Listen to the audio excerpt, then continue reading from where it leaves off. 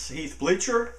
This is my final project, and today I'm going to talk to you a little bit about the Separation of Powers Clause of the United States government.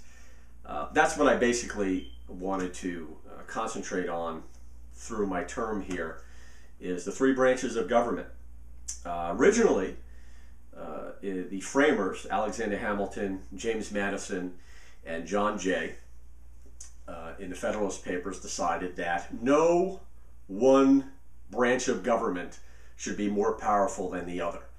And their philosophy was that if the three branches of government could keep a checks and balances on each other, it would so help the people. Now, when I chose this study, I also wanted to concentrate on the executive part of the three branches. So I needed a president. And what I decided to do is I started looking at each president's philosophy, presidents I've never even studied in school, such as James Monroe. And I found out James Monroe was the president of the United States during the problems they had with the Seminole Indians. I chose Andrew Jackson, but originally I was going to go with Howard Taft. And Howard Taft, no one really ever hears about President Taft. Besides, I think, being one of the heaviest presidents in the presidency, President Taft, when he left, also became a United States Supreme Court Justice. So he was a very interesting guy, and not only became a Supreme Court Justice, lost all his weight. I chose Andrew Jackson. I'll tell you why. Andrew Jackson, and many historians have said it, and I also discovered it, is the most controversial president who had ever lived. He is the one president who challenged the Constitution like no other. He's also a president who actually had the most vetoes while he was in office. Let's give a little background on Andrew Jackson before we get into Andrew Jackson and the three branches of government. Andrew Jackson lived in Tennessee. His father had passed away. His mother had raised him till he was 14. Then his mother had passed away. He was, at a very young age, he knew the wilderness very well, so he led revolutionary soldiers through there against the British and the Indians. Andrew Jackson's mother, if I didn't just say that, passed away, and Jackson started to take care of his brother, but eventually he was adopted by his uncles. Now, Jackson, a lot of people wonder, when you see Jackson on the $20 bill, he has like a pompadour, he always, or anywhere really in any textbook, Jackson has a pompadour that goes straight up, and the reason for that is when him and his brother were going through the wilderness one day, two British officers stopped them, and two mean British officers, and they barked orders at him. One of them barked orders at Jackson's younger brother, which Jackson did not like, and he spoke up against the British officer. He took the butt of his rifle and slammed Andrew in the head. Andrew never got over that injury, actually, or got over, or the injury itself started to, there was a hole actually in his head from it, and his hair started growing around it, and that's why Jackson always had that wild pompadour. That injury stuck with him for the rest of his life. Andrew Jackson, fascinating, 17 years old, already became an attorney, and that led actually to him becoming a representative of the U.S. Senate while he was in his early 20s for the state of Tennessee. He was an Indian fighter, hero during the War of 1812, brilliant strategist, just brilliant. How does Andrew Jackson correlate with the three branches of government? I'm going to give an example here. One of the most famous sayings in history that I found when I was a kid, one of my history instructors, Mr. Moore, had spoke about, was Andrew Jackson's statement to Supreme Court Justice John Marshall.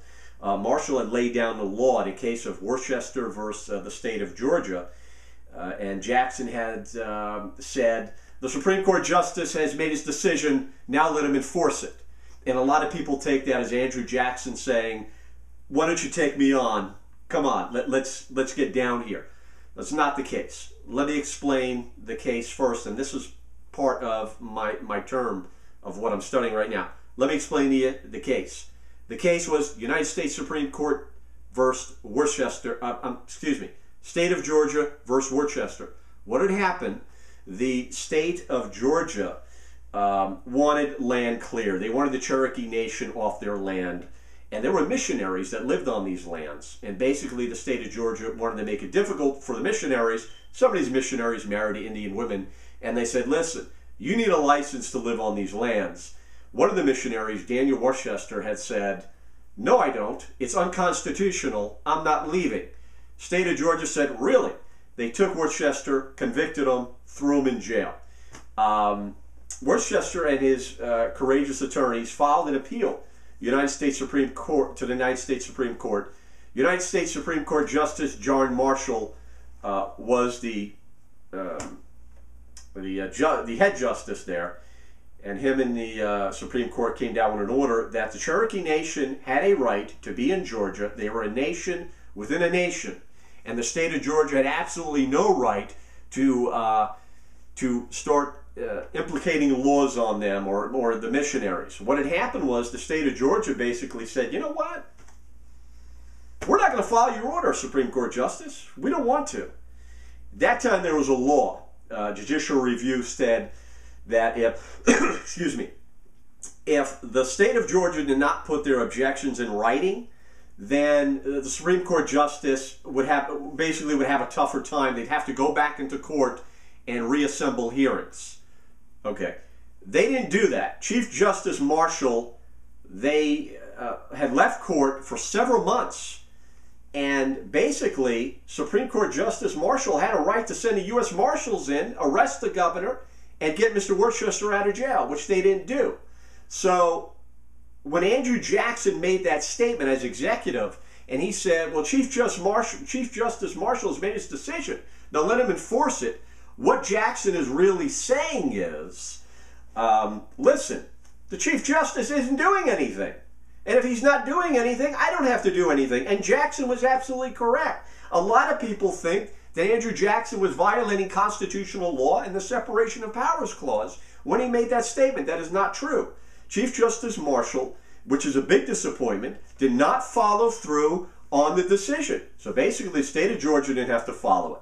Now, if Chief Justice Marshall would have come back and taken further hearings against the state of Georgia, then it would have opened up the Separation of Powers Clause between Marshall and Jackson. Marshall could have told Jackson, you get in there, you do something now, and then we would have seen what Andrew Jackson would have done. Andrew Jackson, big believer in federalism, states' rights. Another one of Jackson's constitutional challenges had to do with the First National Bank. Let me give you a little, pardon me, Second Bank of the United States. Little history. First National Bank, developed by Alexander Hamilton, the first Treasury of the Secretary of the United States. And Hamilton had battled his partner in the Federalist Papers, James Madison, and Thomas Jefferson, who were both against the National Bank, claiming that it only would support the wealthy and the farmers wouldn't get the credit that they deserve, and it would be a catastrophe. Hamilton argued that it wasn't unconstitutional, that the corporations could get government aid because they weren't a part of the government. Andrew Jackson had that same philosophy as Madison and Jefferson, and Andrew Jackson pretty much said, there is no way I'm going to allow a second bank to take full power away from the state banks. And what the federal bank, the second bank, was doing was lending money to the state banks, and the state banks in turn were just throwing out that money, and inflation was rising. Now, Jackson vetoed the charter several times, making it very hard for the second bank to expand. And what Congress was doing is Congress, their hands were tied. Most of the congressmen allegedly were being paid off by the lobbyists at the second bank. And basically Jackson said, listen, we got a western part of the United States, land, farming, and this second bank's going to take central control and basically just grow the Northeast. So Jackson was against that. Jackson eventually won. But what Andrew Jackson did, there were repercussions against that. Jackson started replacing currency with silver and gold. And what was happening is a lot of the state banks were going bankrupt, and the economy started to fail. And it's a shame because Andrew Jackson was probably the only president who took control of the national debt. And Martin Van Buren, his successor, came in, and Van Buren basically caught the brunt of everything else. So Andrew Jackson, again, controversial president. A lot of people say he was plain evil because Jackson did believe in slavery continuing, and he did want the Indians removed off their lands. He basically said the United States government did not have a treaty with them. Another interesting fact about Andrew Jackson, he is the only president in the history of the United States to have won a second term with a popular vote lower than his original. So that is also fascinating about him. That was basically my term project here with Andrew Jackson, and a very fascinating president. I'm glad I picked him. And a couple of questions for you is, number one, do you feel Andrew Jackson's statement to Supreme Court Justice John Marshall, where he stated the Supreme Court Justice Marshall has made his decision, now let him enforce it. Do you agree with me? Do you think that Jackson was challenging, throwing his chest out at Marshall? Or do you feel the same way I do, that in the case of Worcester versus the state of Georgia, Jackson had a right to throw his hands up in the air? Another question, was Andrew Jackson a good president? I want to know about that. Do you feel he was? What have you learned about Andrew Jackson? It's a tough thing to determine if Andrew Jackson was indeed a good president. Is it the same thing as a fair president? So I don't get those two confused. You can actually tell me, was he good and was he fair? And the third question that I have with Andrew Jackson is, do you feel Andrew Jackson restored democracy? In other words, did he follow the Constitution when he declared to Supreme Court Justice Marshall that the state of Georgia has made a decision? Now, Chief Justice Marshall has made his decision. Now let him enforce it. Do you feel Andrew Jackson was a big supporter of the Constitution, or was he a bully? Did he want to go ahead and just see things his way? Did he abuse the separation of powers clause between the executive, judicial, and the legislative branches? And that's basically my term project. I thank you very much, and I look forward to your questions.